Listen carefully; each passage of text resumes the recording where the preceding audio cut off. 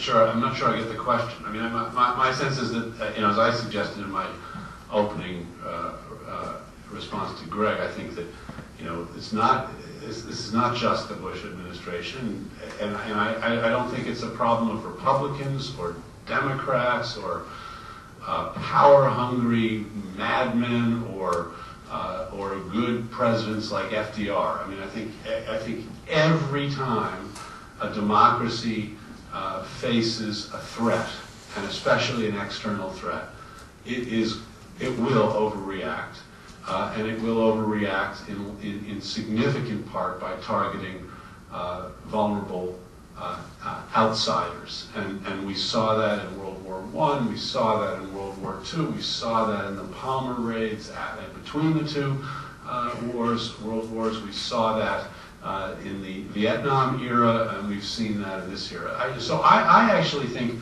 that we often sort of dump on the Bush administration, and it should be dumped on, but I think that this is really a much broader phenomenon, and it's a problem. It's one of the limits of democracy.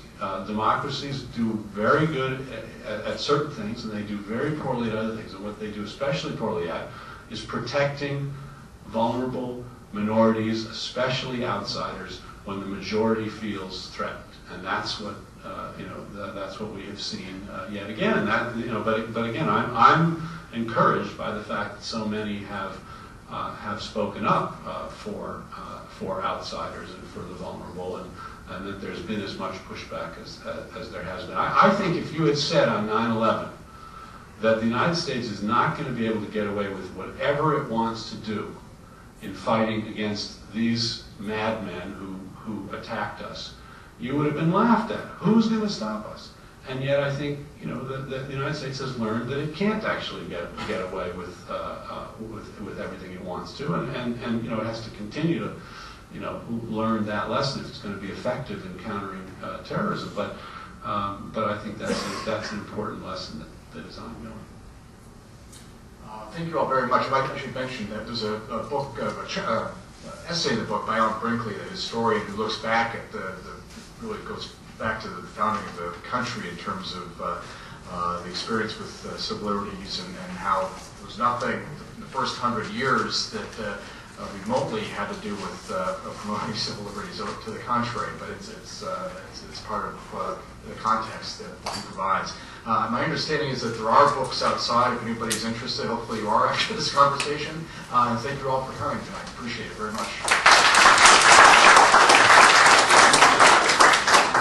Please join us for a light reception now in the lobby. Thank you.